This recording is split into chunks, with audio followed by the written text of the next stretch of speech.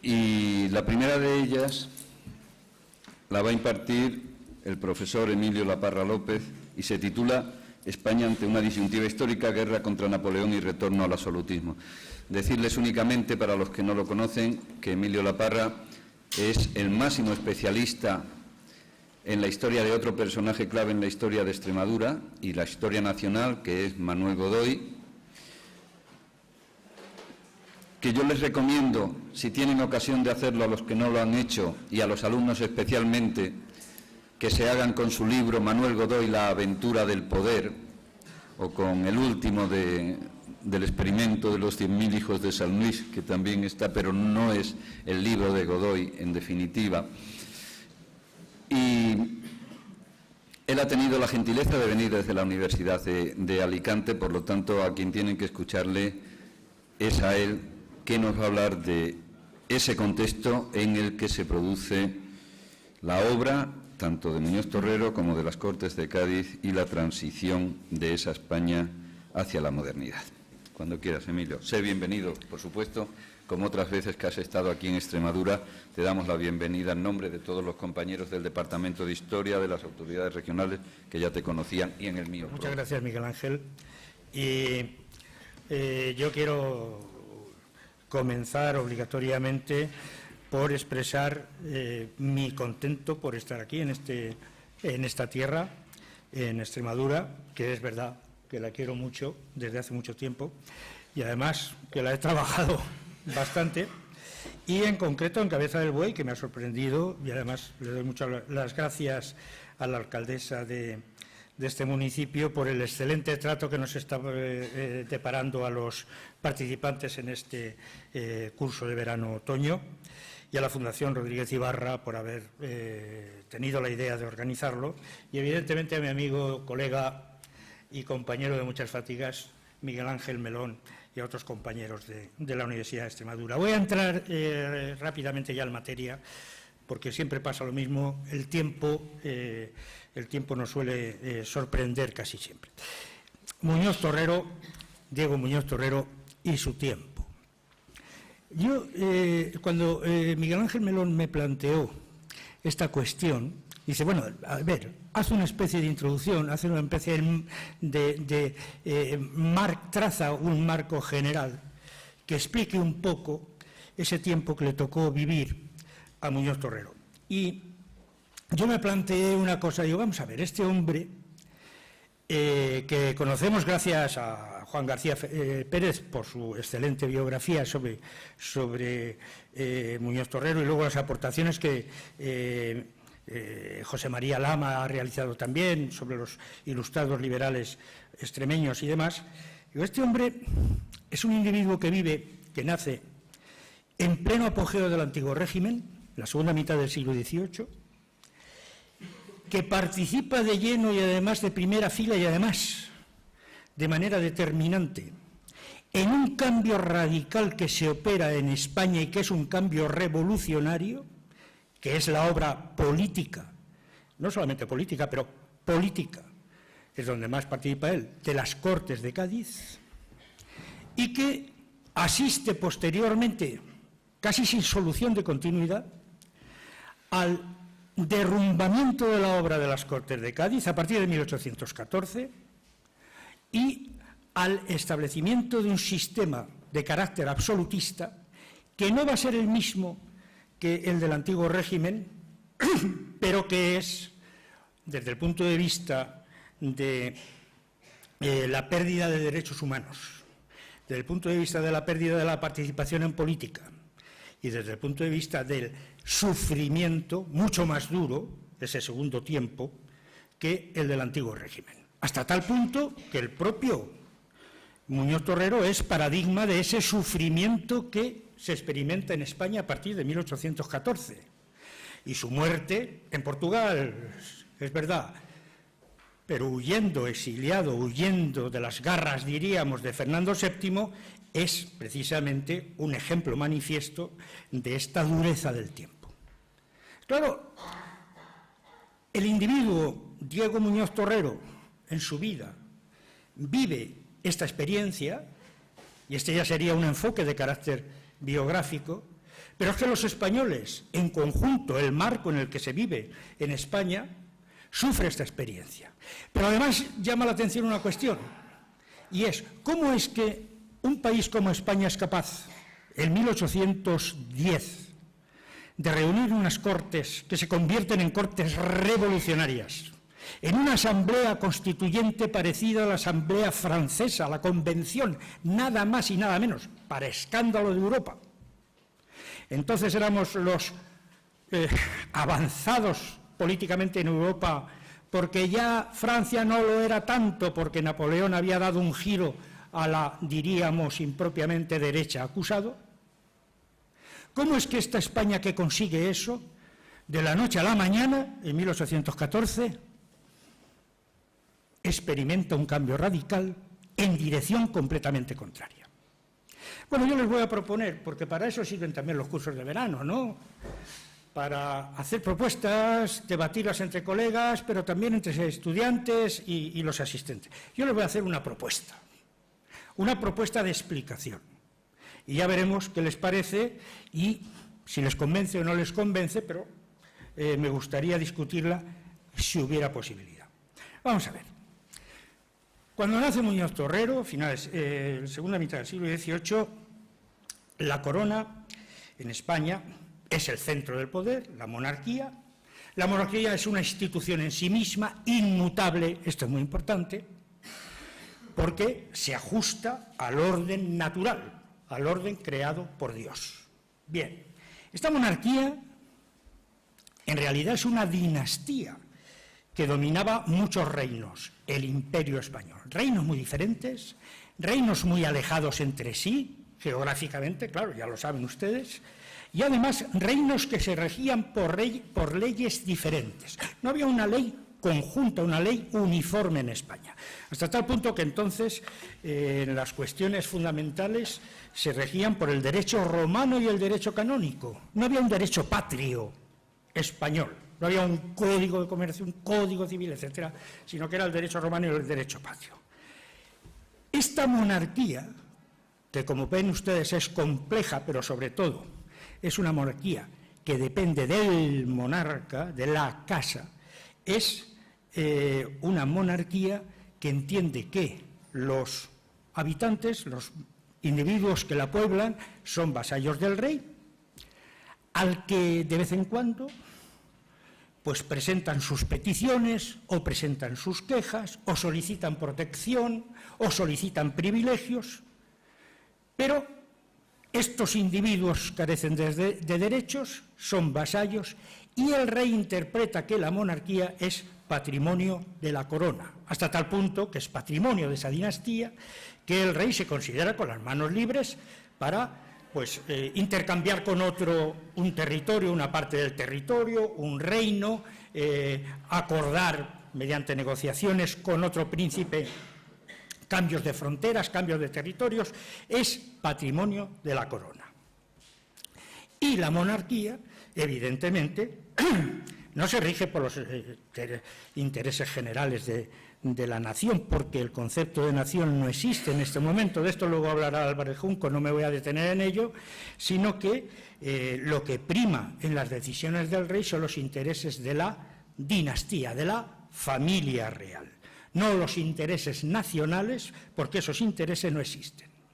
De modo, por tanto, no existen en la mente del monarca. De modo que la identificación entre monarquía y nación no se produce, no se da. ¿De acuerdo? Esta es la monarquía en la que nace Muñoz Torrero. En 1808 se produce un cambio radical en España. Inesperado, sorprendente, sorprendió a todos, al propio Napoleón, que Napoleón, presumía de estar muy bien informado sobre los asuntos de España. Luego resulta que estuvo bastante mal informado. Pero bueno, a muchos magnates les ha ocurrido eso. En 1808, a partir de 1808, y no me voy a detener en ello, pero sí que les voy a mencionar una serie de factores que a mí me parece que son los que producen un cambio radical en esta situación que acabo de describir. Primero, una profunda crisis dinástica, el enfrentamiento radical entre el príncipe de Asturias, el aspirante a la corona, y el titular de la corona, Carlos IV. Aquí tiene un papel decisivo Godoy, pero no me voy a detener en ello. Otro factor, las negociaciones en Bayona. Napoleón llama a Carlos IV y a Fernando VII a Bayona y hace lo que se solía hacer en la lógica del antiguo régimen, negociar con ellos un cambio. Y eso es completamente lógico, eso no es nada extemporáneo. Vale, y entonces, ¿se acuerdan? Negocian sendos tratados escritos perfectamente registrados, negocian que los españoles ceden la corona a Napoleón. Y Napoleón, en consecuencia, establece una nueva dinastía. Aquí en España eso no es raro. Hacía 100 años que se había hecho eso. Y así entraron los Borbones. O sea que esto no es nada extraño. Esto precisamente nos ayudaría a comprender mejor la actitud de los afrancesados. Pero ¿de qué se extrañan ustedes? Si hace 100 años estos Borbones entraron así, pues bueno, pueden salir asá, ningún problema. Por otra parte, claro, lo que ocurre es lo que nadie se esperaba, y es que de pronto los españoles, una parte de españoles, declararan la guerra. Ante el cambio de dinastía, guerra a Napoleón, no la aceptaran. Y entra España en una situación de guerra. Y al mismo tiempo, en 1808, aflora un conjunto de ideas que se habían ido gestando en el siglo XVIII, en la segunda mitad del siglo XVIII sobre todo, de carácter político. Unas ideas que los ilustrados, o un grupo de ilustrados, lo que se llama la ilustración patriótica, y no me voy a detener en ello, plantearon de manera bastante abundante, en la época también de Godoy, y en parte propiciados por Godoy, pero insisto, no voy a detenerme en ello. Ideas que decían, oigan, el bien común no lo determina la religión solo, como decían los escolásticos. El bien común tampoco lo determina la monarquía solo. Es que son los derechos de la familia real. Oiga, eso no es el bien común. Un Jovellanos, un Cadalso, un Forner, etcétera, decían, no, oiga, el bien común es una competencia del rey, sí, determinar qué es el bien común, pero también de los ciudadanos, y se habla ya de ciudadanos, también de los ciudadanos patriotas, es decir, ser patriota equivale a preocuparse por el bien común, que no es el bien de la dinastía. Naturalmente, estos ciudadanos, estos fieles vasallos del rey, patriotas, son individuos que tienen ciertos derechos. No son simples vasallos, sino que pueden participar en política. Y claro, he aquí una cuestión muy importante. Y es que en esa situación de 1808 de completo desconcierto, que no se sabía quién mandaba en España, a quién había que obedecer, etcétera, cuando estas ideas que habían planteado los ilustrados afloran a través de las juntas que se van creando en las distintas ciudades y provincias, a través de escritos, etcétera, entonces empieza a plantear en España un fenómeno muy interesante, un cambio político auténtico, que es lo que se ha llamado la politización de la sociedad. Vamos a ver si soy capaz. Fíjense ustedes, y permítanme que les ponga este texto, porque a mí me parece que este texto es muy significativo, muy exponente de esta realidad a la que me estoy refiriendo. Lo escribe un catalán, Antonio Capmany, o Capmany, pronúncienlo como quieran. Antonio, no Antoni. Ahora en Cataluña todo el mundo le dice Antoni, pero él se firmaba Antonio. En un libro muy españolista, muy español, que se llama Centinela contra los franceses, hizo una primera parte y esta la segunda.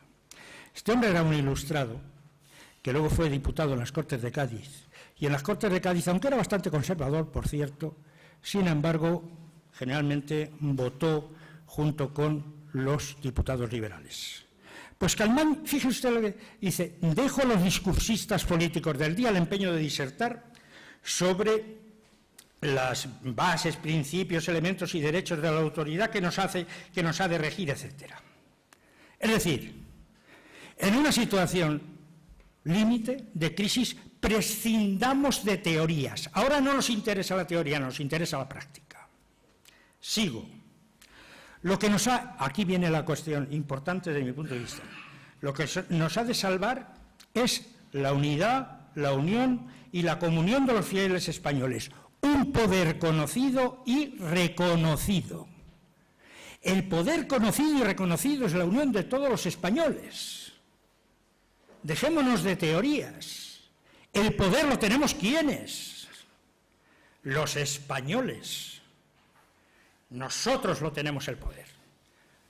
Bien, y entonces los españoles dirán lo que es legal, lo que no es legal, etcétera. Pero lo importante es que nosotros, todo aquello que la voluntad general desea, aprueba y consolida sin intervención de manos extranjeras, es lo que vale.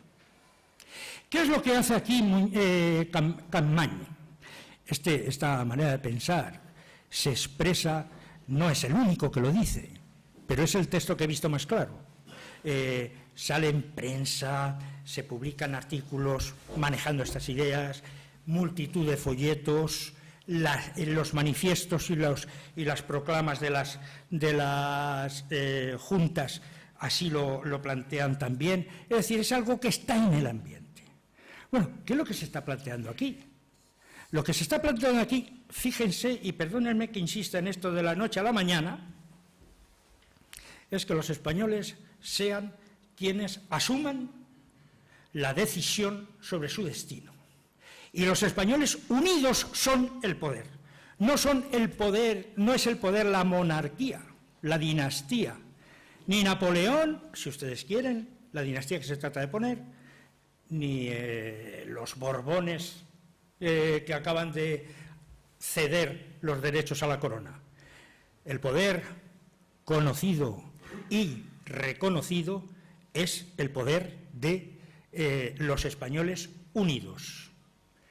Este es un paso clarísimo hacia la modernidad que decía antes el profesor Melón.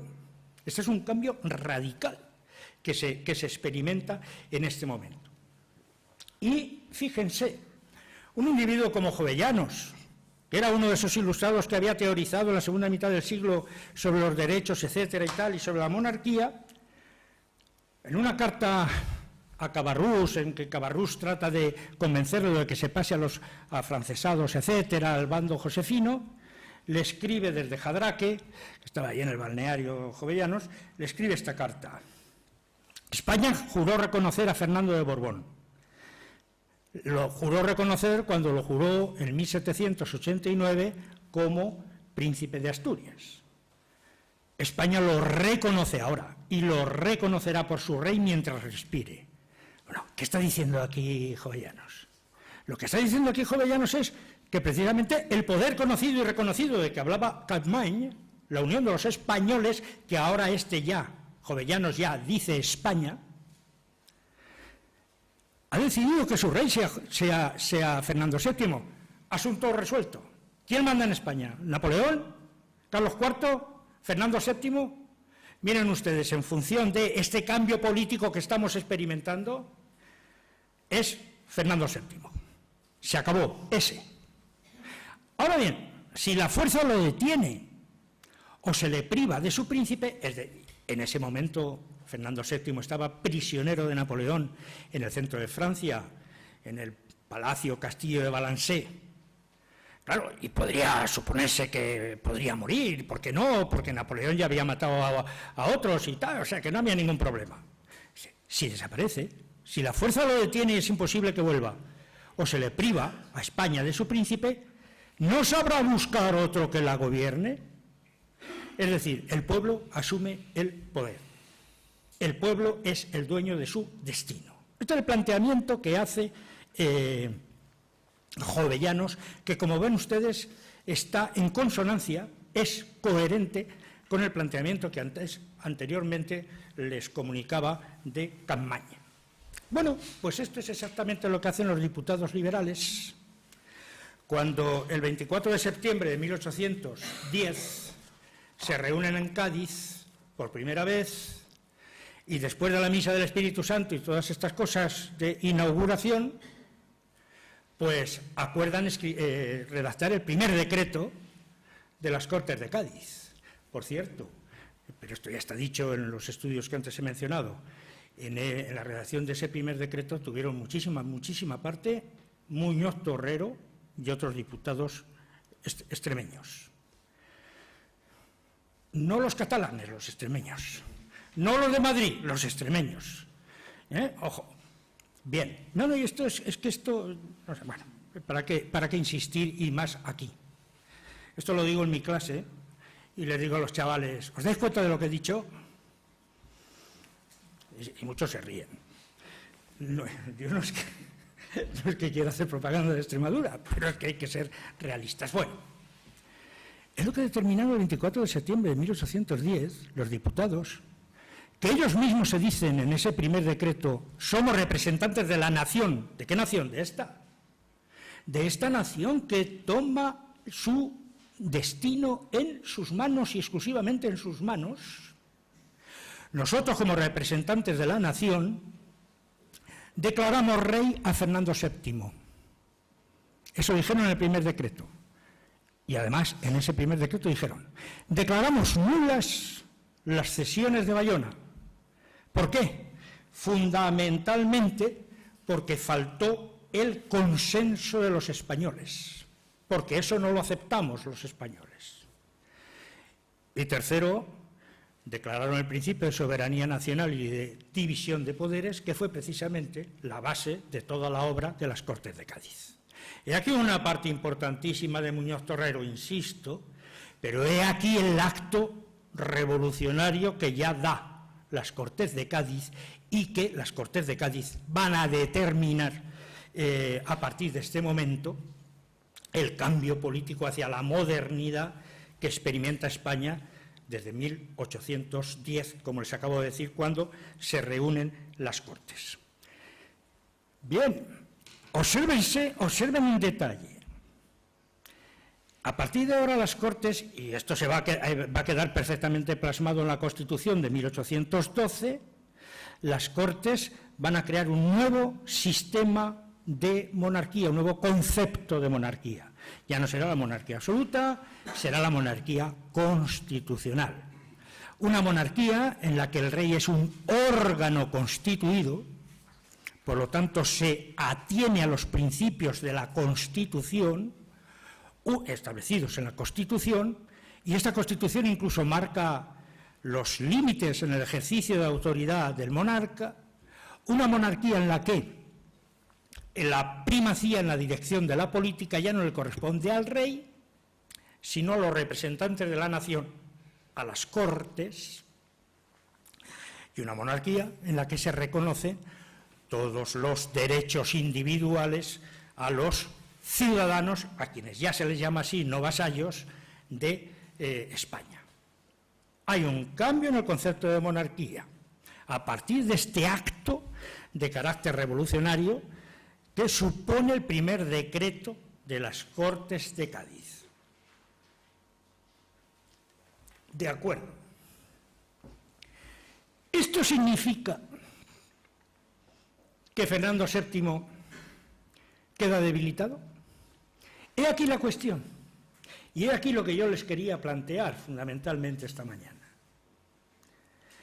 La guerra, a pesar de poner a la nación por encima de Fernando VII, a pesar de declarar manifiestamente la Constitución, el cambio en el concepto de monarquía y que el rey tiene facultades limitadas, el artículo 172 y 173 de las Cortes de Cádiz lo especifica, pero hasta el extremo. A pesar de todo eso, Fernando VII sale fortalecido de esta coyuntura, de esta situación. Sale fortalecido. ¿Por qué?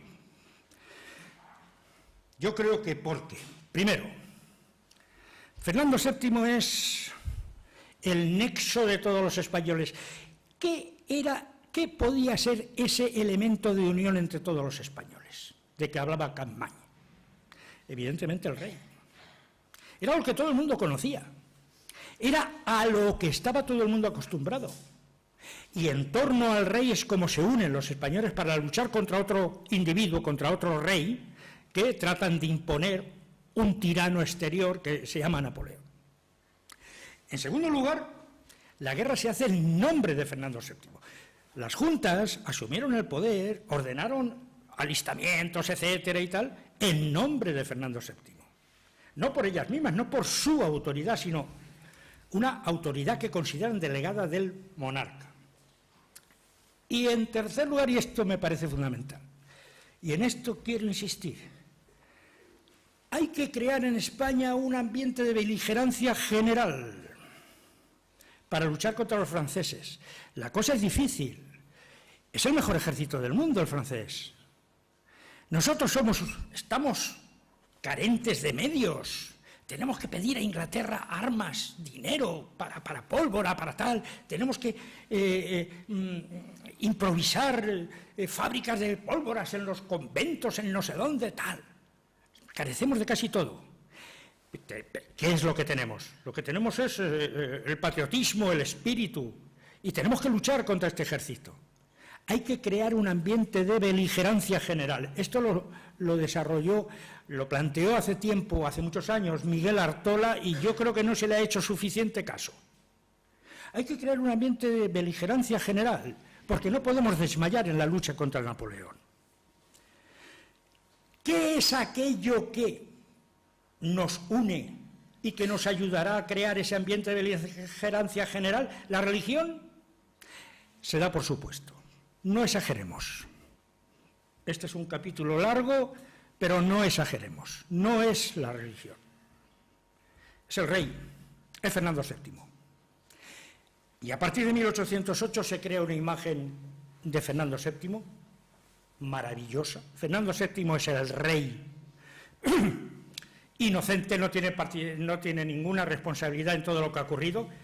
Todos los males que llevaron a España a la crisis dinástica se atribuyen a Godoy y al inútil de Carlos IV, consentidor. Y los males presentes al tirano exterior, impío, anticristo, etcétera, Napoleón. Fernando VII es inocente.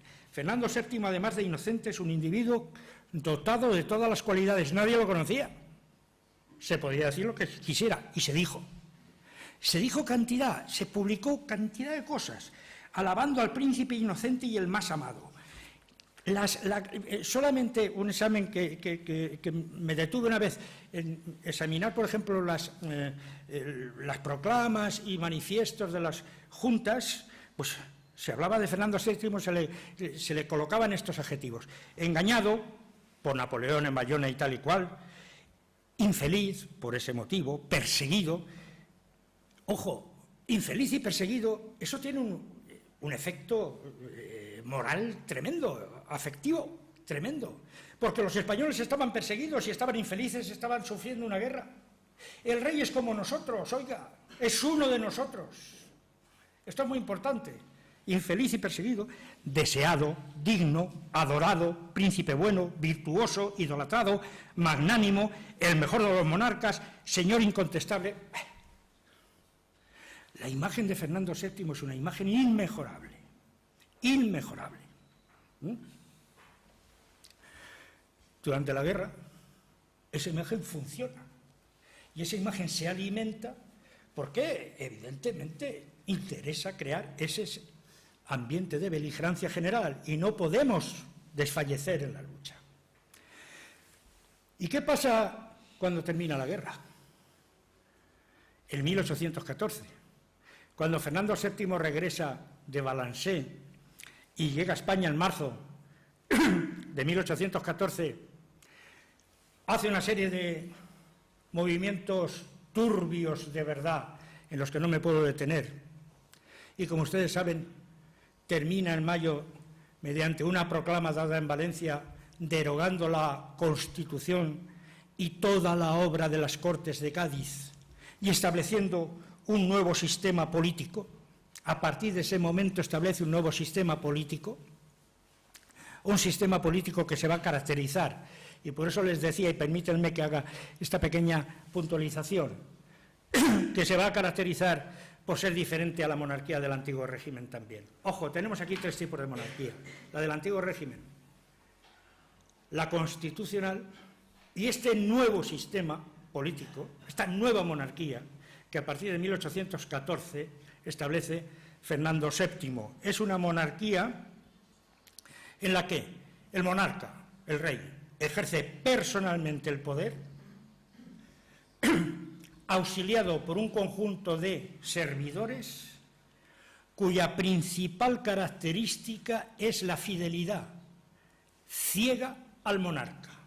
Y cuando alguno de estos servidores se desvía de esa fidelidad ciega, sea quien sea, el monarca no tiene el menor reparo en prescindir de él, y además generalmente, y esto pasó con todos los ministros, entonces no había presidentes de comunidades y entonces a los presidentes de las comunidades no les pasó nada, pero cuando terminaban los ministros, cuando los cesaba Fernando VII, los solía mandar al destierro, cuando no a la prisión. Está bien esto. Este es el primer rasgo de esta nueva monarquía. Eso en el antiguo régimen no ocurría así. Una monarquía en la que se rechaza toda forma de participación política y una monarquía en la que se ejerce una represión continuada y sistemática. Y en este punto podríamos decir que tiene ciertos parecidos a los regímenes dictatoriales del siglo XX. No podemos hablar aquí de dictadura, sino que tendríamos que hablar de monarquía, pero no tenemos una denominación reconocida por todos los historiadores, y unos hablan de monarquía absoluta, otros de monarquía despótica. Bueno, yo casi creo que tendríamos que hablar de monarquía fernandina, porque es un modelo que no se da en otras partes de Europa y que no se repitió tampoco en España, ni existió antes. Una monarquía sui generis. Bien, ¿cómo es posible que una España que ha hecho la revolución, que una España que ha sido capaz de hacer frente a Napoleón, cómo es posible que en 1814 acepten este cambio radical, este cambio político radical? Bueno, pues mi hipótesis es precisamente la imagen de Fernando VII. Ha sido tan crítica la situación desde 1808 hasta 1814, es decir, 6 años, tan crítica, tan trágica, Goya, los desastres de la guerra, tan trágica, que los españoles en 1814 personifican la victoria en la persona de Fernando VII y están dispuestos a obedecerlo, o a obedecerle.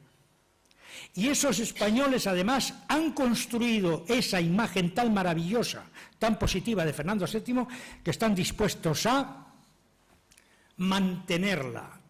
Y, de hecho, esta imagen positiva de Fernando VII se mantuvo hasta los años finales de su reinado.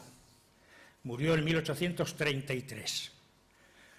Se mantuvo bastante entre la mayor parte de la población. Evidentemente los liberales lo criticaron y demás, pero se mantuvo bastante. Bien, esto es lo que creo que explica que Fernando VII en 1814 pudiera dar este giro tan espectacular y que tuviera éxito. ¿Y quién? Les voy a poner rápidamente, y con esto voy a terminar, pero por un poco para desengrasar la teoría o las palabras que he utilizado, les voy a poner un poco imágenes para ver cómo evoluciona este monarca y cómo se juega con esa imagen. Es una simple muestra, no es exhaustiva en modo alguno, sino que es una simple muestra para ilustrar en parte lo que les quiero decir. He aquí una primera imagen, un fragmento de la familia de Carlos IV de Goya, como ustedes saben perfecto y tal, donde aparece Fernando VII, de jovencito y tal, bien. Sería una primera imagen de príncipe de Asturias, un par de años antes de casarse, por primera vez. Bueno, esta es la imagen de un chaval, un adolescente. Este dibujo a carboncillo se lo hizo del natural Goya en 1808. ¿Qué pasó en 1808? Hubo necesidad de hacer retratos de Fernando VII porque era rey y porque había que difundir su imagen por todos los sitios, lo de la beligerancia y todas las cosas que les he dicho.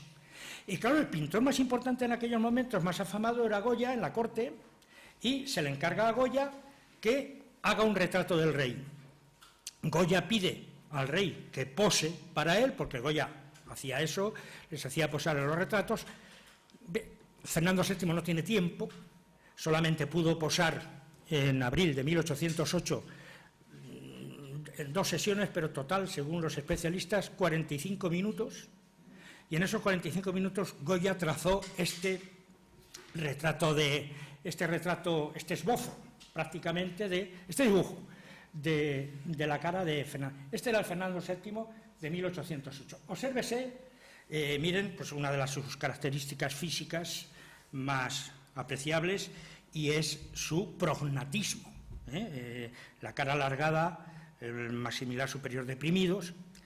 Entonces hay un aparente aumento del tamaño del maxilar inferior, que es el prognatismo, la nariz muy cerca del labio superior y la falta de oclusión dental total. No, vale. Este es el Fernando VII que del natural toma Goya. Bueno, nos fiamos de Goya. Es esta su imagen, ¿vale? Bien. El propio Goya, ya en 1808, pinta este retrato de Fernando VII. Es uno de los retratos, según los especialistas en Goya, Gudrun Maurer en concreto, es el primer óleo que se hizo de Fernando VII, en 1808. Fernando VII ya está fuera, ya está en Balancé, y Goya le hace un retrato como: este es el príncipe inocente, etcétera, etcétera, que hay que potenciar, que hay que publicitar y demás. ¿Y cómo aparece? A caballo, estilo velazqueño, en corbeta al caballo, que es la postura para señalar el poder del rey, etcétera, vestido de capitán general, con todas las insignias propias de la monarquía, el cetro de mando en la mano derecha, es decir, cetro real, el rey al que tenemos, el que nos une en la guerra contra Napoleón. Goya haciendo publicidad de Fernando VII. Otros pintores, como por ejemplo este, ya pintan a Fernando VII en situaciones inverosímiles. Aquí, en un campo de batalla, parece que está señalando una plaza fuerte defendida por soldados españoles frente a un hipotético ataque de los franceses, etcétera. Bueno, es el héroe, el rey nexo de unión de todos los españoles contra la invasión, contra el tirano exterior. Este es un retrato. Ya les digo que lo voy a comentar muy rápidamente porque me quedan 3 minutos o 4. Este es un retrato que hizo Vicente López. A partir de aquí, Vicente López se va a convertir en el pintor preferido de Fernando VII. Este retrato se lo hizo Vicente López, lo hizo en Valencia en 1808. Bueno, aquí ya aparece el rey, pueden observar con todas sus características, todos los signos de la realeza, el león, símbolo de la monarquía española, y observen el escudo de la ciudad de Valencia. Bueno, sí, el escudo en primer plano de la ciudad de Valencia. Claro, eso porque por Valencia y tal, sí, pero ¿qué era esto? Esto lo que era una incitación a la lucha. El rey, este es el rey por el que estamos luchando, y Valencia da ejemplo. Valencia se pone ahí delante. Hasta tal punto esto se hizo así, que el Ayuntamiento de Valencia, en ausencia del monarca, el monarca estaba fuera, el Ayuntamiento de Valencia expuso este retrato durante varios días en el Ayuntamiento para que los valencianos fueran a verlo, y el Diario de Valencia publicó una descripción del retrato diciendo: esto significa esto tal, cual y tal. Y claro, una maravillosa descripción del rey. Y terminaba esa descripción llamando a la lucha a los valencianos.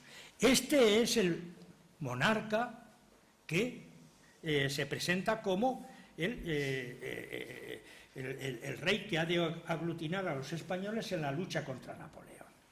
He aquí a un Goya, de nuevo, un retrato que le encarga el Ayuntamiento de Santander, pero ya estamos en 1814. Ya estamos en la siguiente fase. Fíjense el propio Goya. Detrás, la imagen, la alegoría de España, con los brazos abiertos, cogiendo a Fernando VII, acogiendo al rey. Es el rey deseado que ha vuelto. Y España lo acoge. El león de la monarquía a sus pies está en actitud fiera, no sé si se ve bien, que está rompiendo unas cadenas. Las cadenas en las que tenía oprimida España Napoleón. La monarquía española ha ganado. Pero ¿quién está delante? ¿Quién está ahí? En una pose relativamente, o sea, en una pose majestática. El señor don Fernando VII, esto lo hace Goya, a que dicen algunos que Goya contra Fernando VII, narices. Exactamente igual que este, aunque, aquí con manto real y todas estas cosas de Goya, fíjese la fecha, he puesto siempre las fechas para que lo vean claro, aunque los comentarios que se realizan de este retrato son bastante negativos, aquí dicen muchos especialistas, entre ellos Manuel Mena, etcétera, que aquí Goya ya se burla del rey, lo presenta con un manto que es un poco como si fuera una especie de disfraz de un actor, etcétera. Bueno, pero es el rey. Bueno, dejemos a los artistas y a los críticos decir lo que quieran, pero este es el rey, esta es la majestad, 1814. Están todos potenciando al rey. Este retrato de Vicente López, obsérvese la cara del rey, más risueña, más aproximándose al espectador. Este es el retrato que se convierte prácticamente a partir de 1814 en el retrato oficial de Fernando VII. Se hicieron múltiples copias que presidieron ayuntamientos, instituciones, etc. Este es el más llamativo del rey, majestático, potente. El caballo, le siguen ahí al fondo los oficiales del Estado Mayor, tal. Es una imagen, el cuadro es 3,5 metros por 2,5 aproximadamente, es impresionante. Este cuadro aquí no sirve para nada porque no nos impresiona. Este cuadro hay que verlo en el Museo del Prado para darse cuenta de que era el rey absoluto, el rey Fernando. Otro, en este plan llamativo, el manto y tal. Pero fíjense aquí, a finales del siglo XIX, de su reinado, Fernando VII sentado, postura muy rara en retratos reales, retratos individuales. Aparecen reyes sentados cuando están negociando algo con otros reyes, pero solo. Además, fíjense, vestido de uniforme de capitán general, con todas las insignias, con el cetro, etcétera. Es decir, es un retrato del rey. Ojo, sentado. Esto es extraño. Ojo, con unos en la mano en unos libros y en uno de ellos, en el tejuelo del de arriba, ustedes no lo ven, yo tampoco, pero en el original sí, pone Banco de San Carlos. Es el libro de creación Banco de San Fernando. Es la creación del Banco de San Fernando, que se creará en 1829, sustituyendo al Banco de San Carlos del antiguo régimen. Es el rey reformista, preocupado por la economía, pero rey, con todas las características. Y sentado. Pero este tipo, ¿qué está diciendo? Pues ¿qué es él? Así lo interpreto yo. Yo soy yo. ¿Vale? Y hago lo que estimo oportuno. Y yo soy reformista como los anteriores. Y yo me siento como nadie se sienta. ¿Está claro? Esto es más llamativo todavía, que se le presente al rey. Este es el paletó famoso, esa especie de gabán largo, cuando Fernando VII usaba paletó. Aquí está, de otro de los pintores de la corte, con el toisón de oro como única decoración, pero de paisano. ¿Cómo que el rey de paisano? ¿Pero esto qué es? He aquí un retrato del pintor favorito de Fernando VII, Vicente López, un rey gordo, orondo, calvo. Por cierto, se hizo un peluquín llevaba peluquín, Fernando VII llevaba paleto y también peluquín, y su hermano Carlos le decía, qué bien te sienta. Y aquí con su esposa, la última, la cuarta, paseando, ¿quién es este rey? ¿Qué es esta figura? Es la figura de un individuo, es un burgués, con una señora emperifollada, burguesa, con esas plumas que la colocan a la misma altura. Es que a María Cristina le gustaban mucho las plumas, sin segundas. El rey lleva decoraciones, pero pocas. Es un burgués. ¿Qué ha pasado aquí? Ya termino, con esto termino. Ese rey por el que se lucha en 1808, ese rey que crea una monarquía, un modelo de monarquía diferente, que muere con él a partir de 1814, es un rey que da un giro en la realeza y se presenta como un burgués al final. Era imposible que España se detuviera la evolución de España. Pero yo creo que es este rey que siempre se presenta, a pesar de su majestad, próximo a sus vasallos, y es un rey querido siempre de los españoles, y es un rey, por lo tanto, que se mantiene hasta el final de sus días en la corona. Tal vez esto pueda contribuir a explicar ese giro de la España después de haber hecho la heroicidad de luchar contra Napoleón y de realizar la obra de las Cortes de Cádiz. Gracias. Muchas gracias.